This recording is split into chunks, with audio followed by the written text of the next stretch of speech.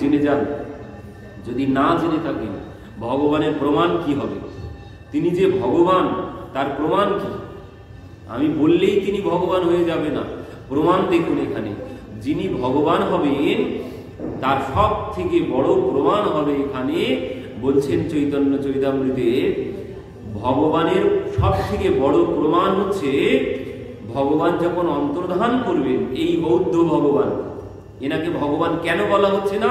এই জন্যে বলা হচ্ছে না, এনার মৃত্যুর পর এনার দেহ ছিল, মৃত্যুর পর এনার দেহ ছিল, বলছেন সেই দেহের অংশ এখনো আছে, এখনো গুছিয়ে রাখা আছে। বৌদ্ধের ইতিহাসে পড়েছেন না, চুল নখ আছে রাখা। মৃত্যুর পরে শিষ্যরা তার নখ কেটে রেখেছিল, চুল রেখেছিল, মাথার কেশ এখনো পর্যন্ত গোছানো আছে, ইতিহাসে আমিও পড়েছি। তো এখানে বলছেন সেই কথাই, বলছেন যার মৃত্যুর পরে দেহ থাকবে তিনি কোনোদিন ভগবান হতেই পারেন না, তিনি কোনোদিন ভগবান নন। ভগবান হলে মৃত্যুর পর তার কোনো দেহাবশেষ পাওয়া যাবে না, তার কোনো অন্তিম সংস্কার হবে না, তিনি হচ্ছেন ভগবান। এবার এর আগে আগে যত ভগবান বলে প্রচার হয়েছে মিলিয়ে নেবেন, কার কার দেহ যার পাওয়া গেছে তিনি কিছুতেই ভগবান হবেন না। আগামীতে যাদের ভগবান বলে এখন প্রচার করা হচ্ছে, পরবর্তীতে ওই শেষের দিনে প্রচার মানে জানা যাবে ইনি সত্যি ভগবান ছিলেন কিনা।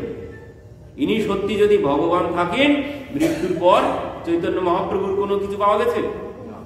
পাওয়া যায়নি। ওই হচ্ছে ভগবানের প্রমাণ, কিছু পাবেন না। ভগবান শ্রীকৃষ্ণের কোনো কিছু পাওয়া গেছে? যদি হয়ে তিনি উপরে চলে গেছেন। ভগবান রামচন্দ্রের কিছু পাওয়া গেছে? কোনো কিছু পাওয়া যায়নি। এই হচ্ছে ভগবানের সব থেকে বড় প্রমাণ। যদি দেহ সৎকার করতে হয় তাহলে জানবেন যে ইনি কোনো ভগবান নন। তাই যে যাই বলুক না কেন, ভগবানের কোনোদিন দেহ থাকবে না, দেহের কোনো অবশেষ থাকবে না। তো এই হচ্ছে ভগবানের প্রমাণ।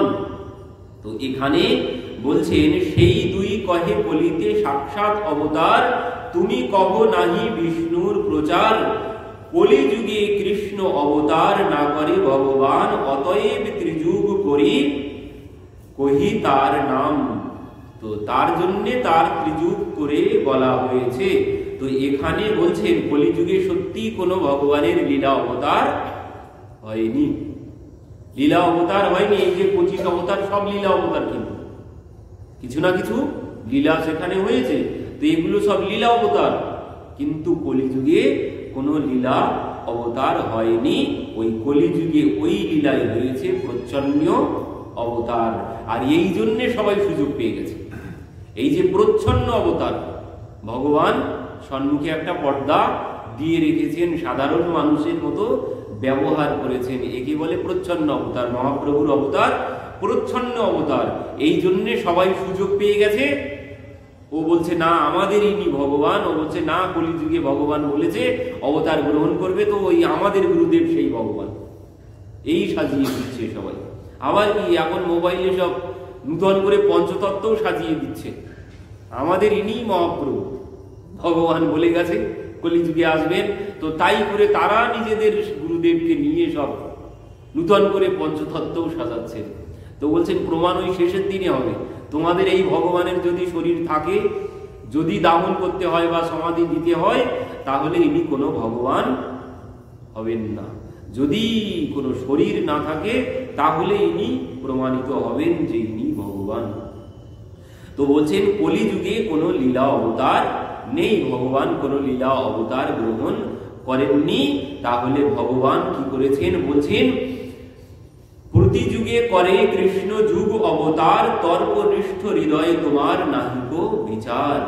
প্রতি যুগে ভগবান অবতার গ্রহণ করেন, তর্কনিষ্ঠ হৃদয়ে তোমার নাহিক বিচার। তুমি এই তর্কনিষ্ঠ তোমার মন, সেই জন্যে তুমি মানতে পারছো না। ভাগবত বলেছেন, কি বলছেন ভাগবতে এখানে, ভগবানের যখন ভগবান শ্রীকৃষ্ণের যখন নামকরণ হয়েছিল গর্গাচার্যজি যখন এসেছিলেন, গর্গাচার্যজি তখন কি বললেন? মায়েরা যখন বললেন বাবা আপনি আমার লালার নাম বলুন, তো তখন গর্গাচার্যজি বলছেন মা আপনার লালার নাম আমি কি বলবো, কোন নামের কথা বলবো আপনার লালা, কারণ আপনার লালার নাম আমি বলে শেষ করতে পারবো না। তো মায়েরা বলছেন যে বাবা আপনি এমন একটা ছোট্ট থেকে নাম বলুন যেটি বলে আমাদের লালাকে আমরা ডাকবো। তখন গর্গাচার্যজি কি বলেছিলেন? বহুনি সন্তি নামানি রূপানি চ সুতস্তে গুণকর্মানুরূপানি তান্যহম বেদন জনা। কি বললেন? বহুনি সন্তি নামানি রূপানি চ সুতস্তে। বলছেন মা আপনার লালার তো বহু নাম, যেমন কর্ম করবেন যেমন লীলা করবেন তেমন তেমন একটা করে তার নাম হবে।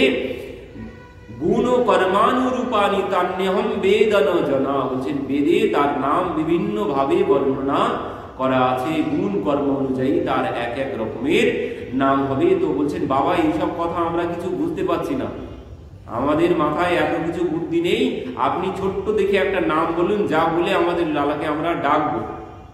তখন গর্গাচার্যজি কি বললেন? আসন বর্ণস্ত্রয় হাস গীর্ণিত অনুযুগম তনু শুক্ল রক্তস্তথা পীত ইদানীম কৃষ্ণতম গতা। কি বললেন? আসন বর্ণস্ত্রয় হাস গৃহীত অনুযুগম তনু শুক্ল রক্তস্তথা পীত ইদানীম কৃষ্ণতম গতা। কি বললেন? শুক্ল রক্তস্তথা পীত ইদানীম কৃষ্ণতম গতা। সত্য ত্রেতা দাপরের কথা হচ্ছে। গর্গাচার্যজি ভগবান শ্রীকৃষ্ণ এসেছেন দাপরে, তো সেই দাপরে দাঁড়িয়ে চার বর্ণের কথা বললেন, শুক্ল রক্ত তথা পীত ইদানীম কৃষ্ণতম গতা। এই তো চারটে, সত্য ত্রেতা দাপর কলি, চার বর্ণের কথা বলেছেন। তো বলছেন মা আপনার লালার শুক্ল মানে প্রথমে সত্য যুগে ছিল শ্বেত বর্ণের, শুক্ল রক্ত বর্ণের পরবর্তীতে, তারপর শুক্ল রক্ত তথা পীত বর্ণের, তারপর ইদানীম কৃষ্ণতম গতা। তো মাঝখানে কি বললেন? শুক্ল রক্ত তথা পীত ইদানীম কৃষ্ণতম গতা। তাহলে এখানে শুক্ল রক্ত হয়েছে সত্য ত্রেতায়, আর দাপরে কৃষ্ণতম গতা মানে দাপরের দাঁড়িয়ে কথা হচ্ছে। আর ওই যে আর একটা বললেন শুক্ল রক্ত তথা পীত, পীত বর্ণের ইনি কলিযুগে পীত বর্ণ ধারণ করবেন। তো গর্গাচার্যজি বলে দিলেন যে এখানে দাঁড়িয়ে দাপরে দাঁড়িয়ে বলে দিলেন ভগবানের কলিযুগের অবতারের কথা। প্রহ্লাদ মহারাজও বলেছেন কলিযুগে প্রভু আপনি প্রচ্ছন্ন অবতার ধারণ করবেন, এই জন্যে আপনার নাম ত্রিযুগ, কোন লীলা অবতার ধারণ করবেন না। প্রহ্লাদ মহারাজ বললেন। তো এখানে গর্গাচার্যজি বললেন পরবর্তীতে এবার নবযোগীন্দ্র সংবাদে সেই ঋষভ দেবীর যে 9 পুত্র নবযোগীন্দ্র সংবাদে সেখানে জিজ্ঞাসা করা হয়েছিল যে কলিযুগে ভগবানের অবতার কি হবে।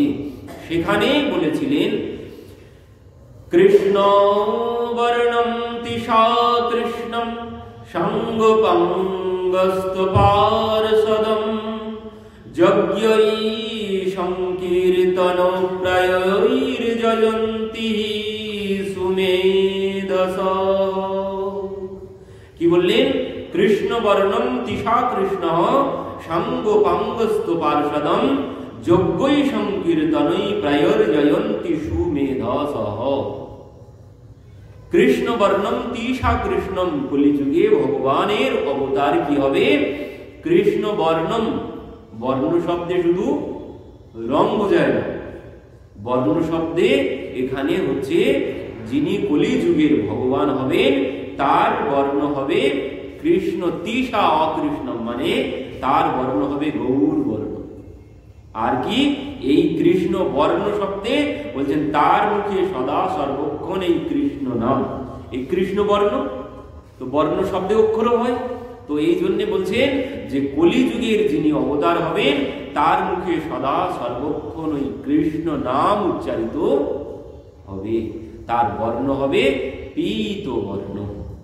আর কি বললেন, যজ্ঞই সংকীর্তন প্রায়ৈর যজন্তি সুমেধসহ, বলছেন তিনি তার যজ্ঞ কি হবে, বলছেন ওই সংকীর্তন, নাম সংকীর্তন, তিনি এই নাম সংকীর্তন প্রচার করবেন। কলিযুগের যিনি ভগবান হবেন তিনি এই নাম সংকীর্তন প্রচার করবেন।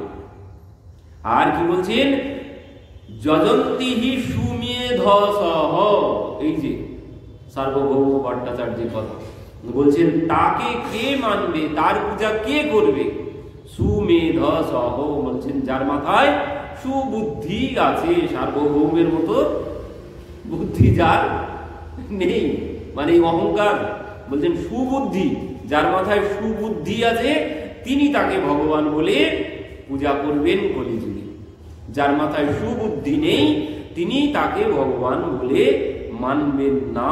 আর এই কথায় তো অন্য কেউ হলে তো এত কিছু বলছে, কিন্তু সার্বভৌম ভট্টাচার্য কোনো কথা বলতে পারছেন না। বলছেন মহাভারতে, বলছেন সুবর্ণ হেমঙ্গ্য বরঙ্গ্য চন্দনঙ্গদি সন্ন্যাসক্রেত সমসন্ত্য নিষ্ঠ শান্তি পরায়ণঃ।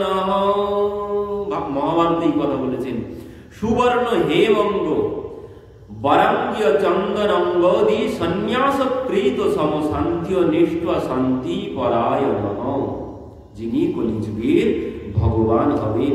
ভগবান বলছেন কলিযুগের অবতারের কথা, ভগবান শ্রীকৃষ্ণের মুখের কথা শুননি। কি বলছেন ভগবান শ্রীকৃষ্ণ? বলছেন ভগবান শ্রীকৃষ্ণ ব্যাসদেবকে বলছেন, অহোমেব ক্বচিদ ব্রহ্মণ্য সন্ন্যাস আশ্রমমাশ্রিত হরিভক্তি গ্রহয়ামি কলৌ পাপহতান্যরান। এতক্ষণ তো অন্য কেউ বলেছে, প্রহ্লাদ মহারাজ বলেছে, গর্গাচার্যজি বলেছেন, ভাগবতে নবযোগীন্দ্র সংবাদে, নবযোগী সংবাদে সেখানে তারা বলেছেন। এবার ভগবান নিজে মুখে কি বলছেন ব্যাসদেবজিকে? বলছেন অহমেব ক্বচিদ ব্রহ্মণ সন্ন্যাস আশ্রম আশ্রিত, সন্ন্যাস গ্রহণ করব, হরি ভক্তিম গ্রহায়ামি, ভগবানের ভক্ত হব আমি, ভক্ত হয়ে কলৌ পাপ হতান্নরান, কলিযুগের পাপীর পাপকে হত্যা করব, পাপীকে আর হত্যা করব না, কলিযুগে পাপীর পাপকে হত্যা করব। ওই যে রাম আদি অবতারে ক্রোধে নানা অস্ত্র ধরে অসুরের করেছি সংহার, এবে অস্ত্র না ধরিব প্রাণে কাউরে না মারিব, প্রেম দিয়া চিত্ত শুদ্ধি করিব সবার। মানে কি, ওই পাপীকে আর মারা হবে না, অপরাধীকে কোনো শাস্তি দেওয়া হবে না, অপরাধীর অপরাধটা নষ্ট করা হবে। তো সেই কথা ভগবান ব্যাসদেবজিকে বলছেন, গ্রহামি কলৌ পাপ হতান্যরান, বলছেন কলির জীবের পাপকে হত্যা করব, পাপীকে আমি আর হত্যা করব না কলিযুগে। আর কলিযুগে আমি সন্ন্যাস আশ্রমে থাকবো, সন্ন্যাস আশ্রমের থেকে হরিভক্তিম গ্রহামি, হরিভক্তিম গ্রহামি, আমি ভগবানের ভক্তি গ্রহণ করব, করে আমি পাপীদের পাপকে নাশ করব, পাপীকে আর নাশ করব না কলিযুগে। পরবর্তীতে সার্বভৌম ভট্টাচার্য তো বলছেন, তোমার আগে এত কথার নাহি প্রয়োজন। এই আর এক আঘাত করেছেন। এবার গোপীনাথ আচার্য বলছেন, তোমার আগে এত কথার নাহি প্রয়োজন, ঊষর ভূমিতে যেন বীজের রোপণ। বলছেন তোমার সম্মুখে এত কথা বলার কোনো প্রয়োজন নেই, যেন ওই উলু বনে মুক্ত ছড়ানো। তো তো তোমার সঙ্গে এত কথা বলে কোনো লাভ নেই। তো এতক্ষণ এখনো শান্ত হয়ে বসে আছে, যে উলুবনে আমি মুক্ত ছড়াচ্ছি, তোমার সম্মুখে এই কথা বলার কোনো প্রয়োজন নেই। কি বলছেন? তোমার উপরে তার কৃপা যবে হবে, এসব সিদ্ধান্ত তবে তুমিও কহিবে। আমি যেসব সিদ্ধান্তের কথা তোমাকে শ্রবণ করালাম, তোমার উপরে তার কৃপা যখন হবে, তুমিও এই সমস্ত কথা বলবে। তোমার যে শিষ্য কহে কুতর্ক নানাবাদ, ইহার কি দোষ এই মায়ার প্রসাদ। বলছেন তো সার্বভৌম ভট্টাচার্যকে মোটামুটি এখানে শেষ করে দেওয়া হলো, তার সাথে কথা শেষ করা হলো। তো এবার বলছে তোমার যে শিষ্যরা, ঈশ্বরকে মানা হয় অনুমানে, তার আগে বলছেন তোমারও শিষ্যদেরও কি বলছেন এখানে? তোমার যে শিষ্য কহে কুতর্ক নানাবাদ, ইহারও কি দোষ? বলছে ওদেরও কোনো দোষ নেই। আগে তো বলেছে তোমারও কোনো দোষ নেই, আর তোমার শিষ্যদেরও কোনো দোষ নেই। তো কি দোষ আছে?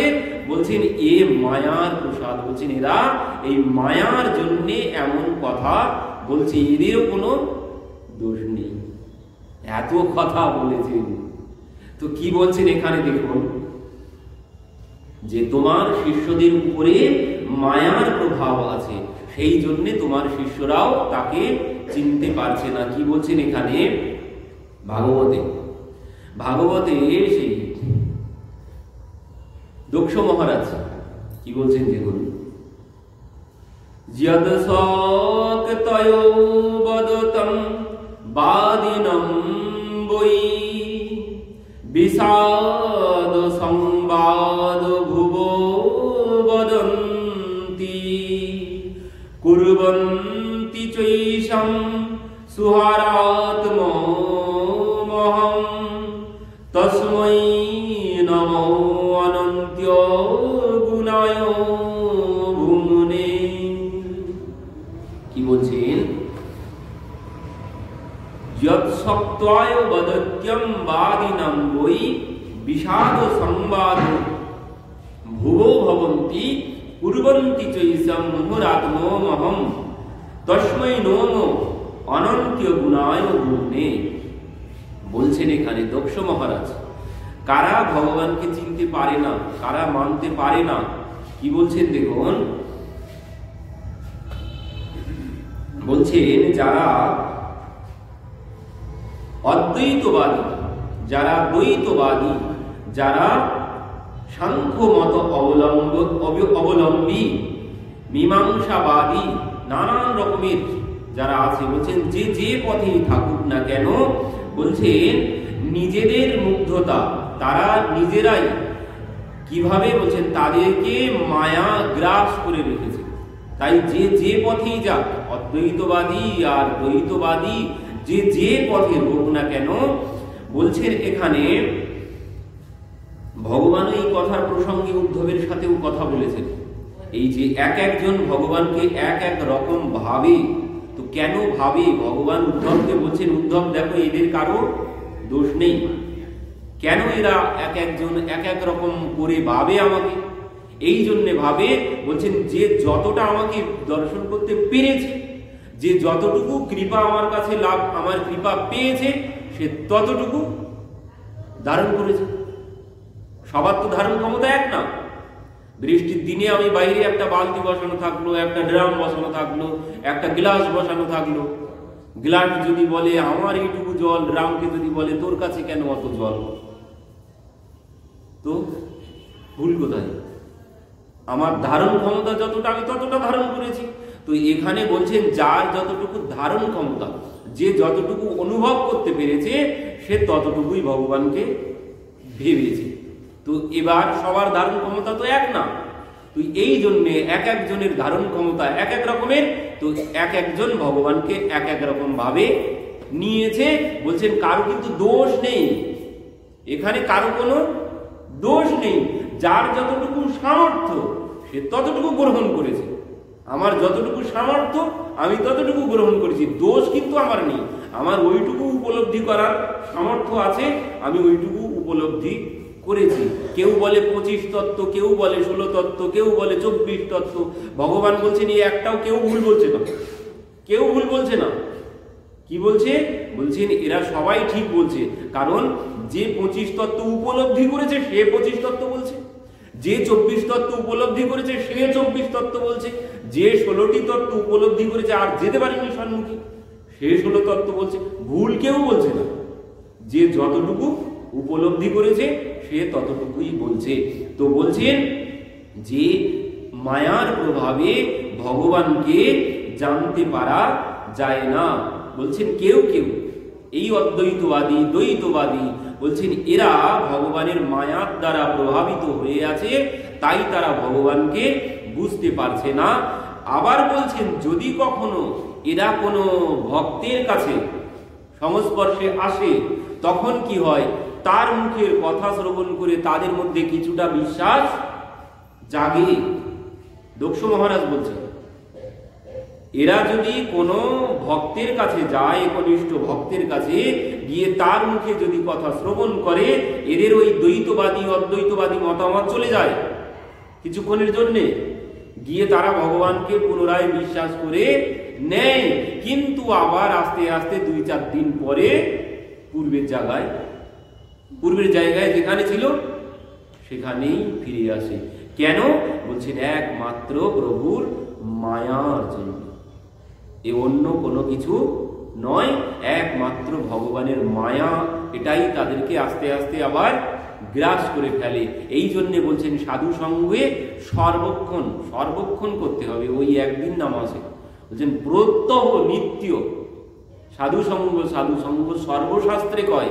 বলছেন এই সাধু সঙ্গ লবমাত্র সাধু সঙ্গে জীবের সর্বসিদ্ধি হয়, মুহূর্তের সাধু সঙ্গে সর্বসিদ্ধি হয়, কিন্তু যদি ওই মতবাদ থাকে আমার মধ্যে তাহলে হবে না। তাতে কিছুক্ষণের জন্য বিশ্বাস আসবে, আবার যেই ঘরের মধ্যে যাব মায়া আমাকে পুনরায় চেপে ধরবে, আস্তে আস্তে ওসব বাদ দাও, এই সব ঠিক আছে, এটাই সত্য, ও সব মিথ্যা। ওই যে একজন আজকে মোবাইলে একটা কথা শুনছিলাম, বলছে প্রত্যহ মন্দিরে না গেলেও চলবে, কিন্তু প্রত্যহ টয়লেট যেতে হয়। তাহলে মন্দিরের থেকে বড় কোনটা হলো? এমন কথাবার্তা, এইসব কি বলবো। বলছে মন্দিরের থেকে বড় তাহলে কোনটা হলো? ওটাই মন্দিরের থেকে বড় হলো। ওখানে আমি একদিন না গেলে বাঁচবো না, মন্দিরে 2-4 দিন না গেলেও কিছু হবে না, তাই তো হচ্ছে। কিন্তু এই যে মতবাদ বলছেন এ ওই মায়ার প্রভাব ছাড়া অন্য কোনো কিছু না। বলছেন ওটাই সব থেকে, বলছে মন্দিরের থেকে ওটাই বড়। মন্দিরে আমি যদি নাও যাই কোনো কিছু হবে না, সারা জীবন কোনোদিন আমি, অনেক আছে তো, অনেকেই আছে মন্দিরে সারা জীবনেও আছেন, ভগবানের কাছে সারা জীবনেও কোনোদিন প্রণাম করেননি এমনও ব্যক্তি আছে। তো তাদের কি অসুবিধা আছে? অসুবিধা হবে। তো এই জন্যে তারা বলছে ওর থেকে মন্দিরের থেকে বড় হচ্ছে ওইটা, ওটাতে তোমার যেতেই হবে, না গেলে তুমি 2-4 দিন পরেই চলে যেতে হবে। ভগবানের কাছে মন্দিরে যদি না যাই আমার অতটা কোনো অসুবিধা হবে না। এই হচ্ছে ওই মতবাদের মানে মায়া। তো ভগবান আছে বলে যে তুমি বেঁচে আছো সেটা তো কেউ বুঝতে পারছে না। ভগবান যদি না থাকতো তাহলে আমি যেতাম কি করে ওখানে? আমার মধ্যে যদি তিনি না থাকতেন তাহলে আমি চলতাম কি করে? আমি যে চলছি, আমি যে কথা বলছি, সেটা তো তার জন্যে। এবার আমি যদি ওই মায়ার জন্য, ওটাকেই বড় মনে হচ্ছে, আমাকে যে তিনি চালাচ্ছেন তার জন্য যে আমি চলছি, এটা বড় হচ্ছে না, ওটা বেশি বড় হচ্ছে। কেন? এটা মায়ার জন্য, এটাই হচ্ছে মায়া। আর বলছেন দক্ষ মহারাজ, বলছেন অনন্ত গুণ সম্পন্ন সেই অপরিচ্ছন্ন মহিমা সমন্বিত ভূমা পুরুষ ভগবানকে আমি নমস্কার করছি। দক্ষ মহারাজ বলছেন কি অনন্ত গুণ সম্পন্ন ভগবানের এই অনন্ত গুণের দ্বারা, এই মায়াও ভগবানের একটা গুণ। ভগবান বলছেন কি দৈবী হেসা গুণময়ী মম মায়া দূরত্বয়া, আমার এই মায়া অত সহজে কেউ বুঝতে পারবে না। এই মায়া আছে বলেই সংসার চলছে। অর্জুন বললেন, প্রভু এই মায়াটাকে বাদ দিলে তো হয়, এই মায়ার জন্যই তো সবাই ওই অমন কথা বলছে, তোমার কাছে না আসলেও চলবে, ওইখানে যেতে হবে, তাহলে ওটাই বড়। তো এই কিসের জন্য বলছে? তোমার মায়ার জন্য বলছে। তো প্রভু এই মায়াকে তো বাদ দিয়ে দেওয়া যায়। ভগবান বলছেন, অর্জুন মায়াকে বাদ দিলে তো আর খেলাই হবে না। মায়াকে যদি আমি বাদ দিয়ে দিই তাহলে আর খেলাই জমবে না। এই মায়া আছে বলেই জীব এত ছুটোছুটি করছে। মায়া যদি না থাকতো সব জড় ভরত হয়ে যেত, সব ওই রূপ সনাতন গোস্বামী হয়ে যেত, সব রঘুনাথ দাস হয়ে যেত। যদি মায়া না থাকতো, মায়া আছে বলে খেলা চলছে, মায়া আছে বলে দুই দল আছে। ভগবান কি বলেছেন? এই জগৎ তিনি বানিয়েছেন কি জন্যে? বলেছেন যে এই জগৎ আমি বানিয়েছি খেলার জন্যে। অর্জুনকে বলছেন যে অর্জুন আমি এই জগৎটা বানিয়েছি খেলার জন্যে, আর এখান থেকেই ওই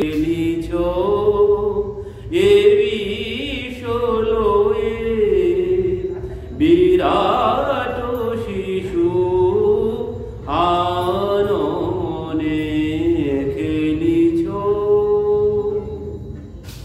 তো ভগবান এই জগৎ বানিয়েছেন খেলা করার জন্য। তো খেলা জমবে না যদি দুই দল না হয়, কোনোদিন খেলা জমবে না। যদি স্বর্ণের মধ্যে খাদ না দেওয়া হয়, অলংকার কিছুতেই হবে না। খাদ না দিলে সম্পূর্ণ সোনা দিয়ে কোনোদিন অলংকার হয় না। তাই 22 ক্যারেট বলুন আর 24 ক্যারেট বলুন, সবার মধ্যে খাদ আছে। খাদ না দিলে কিছুতেই অলংকার হবে না। ভাববেন না যে আমি একদম 1 নম্বর সোনা কিনে নিয়ে আসছি, যে ওর মধ্যে খাদ আছে। খাদ না থাকলে কোনোদিন অলংকার হয় না। তো ভগবান বলছেন এই মায়া আমি দিয়ে রেখেছি, ওই খাদ, মায়া না থাকলে এই সংসার চলবে না। এই জন্য এই মায়ার প্রয়োজন আছে। তো এই জন্য দক্ষ মহারাজ বলছেন, প্রভু সেই অনন্ত গুণ সম্পন্ন, তার গুণের কোনো শেষ নেই ভগবানের মধ্যে। তার সেই অনন্ত গুণ অপরিচ্ছন্ন মহিমা সমন্বিত ভূমা পুরুষ ভগবানকে আমি নমস্কার করছি। দক্ষ মহারাজ বলছেন, যার এই মায়ার দ্বারা সমস্ত জীব মোহিত হয়ে আছেন। মোহিত কে হবেন না? বলছেন ওই যে যিনি ভগবানের সহযোগী হবেন। আমরা গতদিন শ্রবণ করেছি, কুন্তী দেবী বলেছিলেন, প্রভু তোমাকে সেই কে জানবে, নটনাট্য ধরো যথা। এই জগতে যিনি ওই জাদুঘরের যিনি সহযোগী হবেন, তিনি একমাত্র ওই জাদুতে মোহিত হবেন না। আর যত দর্শক থাকবে সবাই মোহিত হয়ে যাবে। একমাত্র জাদুঘরের যিনি সহযোগী, তিনি ওই জাদুঘরের জাদুতে কোনো তার উপরে কোনো প্রভাব পড়বে না। তো এই জাদুঘরের সহযোগী হতে হবে, তাহলে মায়ার যেই জাদু, এর প্রভাব আমার উপরে পড়বে না। কখন? ওই জাদুঘরের সহযোগী হতে হবে, মানে ভক্ত হতে হবে। তাহলে তোমার উপরে এই মায়ার কোনো প্রভাব পড়বে না। আর যদি দর্শক হয়ে থাকো, তো 1 টাকার কয়েন থেকে তোমাকে দেখিয়ে দেবে 500 টাকা 2000 টাকার বান্ডিল, তোমার দেখে চোখ বড় বড় হয়ে যাবে, কি না কি দেখিয়ে দিচ্ছে। তো এ কখন হবে? যখন আমি দর্শকের জায়গায় বসে থাকবো, তখন মোহিত হব জাদু দেখে। কিন্তু যখন আমি ওই জাদুঘরের সহযোগী হয়ে যাব, তখন আর সে যতই বড় বড় খেলা দেখাক না কেন, কিছুতেই আমি মোহিত হব না। তখনই আমি জেনে যাব এই জাদুর আসল তত্ত্ব কি, এই সংসারের আসল তত্ত্ব কি, আমি তখন উপলব্ধি করব, যতক্ষণ না ভগবানের সহযোগী হচ্ছি। আর যদি দর্শকের ভূমিকায় থাকি, তাহলে ওই মোহিত হয়েই চোখগুলো বড় বড় হয়ে যাবে ওই জাদু দেখে। তো এই জন্যে ভগবানের সহযোগী হতে হবে, তাহলে এই মায়া আমার উপরে প্রভাব বিস্তার করতে পারবে না। তো ভগবানের যে এই অপরিসীম শক্তি, এই মায়ার জন্যেই এই জগৎ চলছে। তো আমরা আগামী দিন এরপর থেকে শ্রবণ করব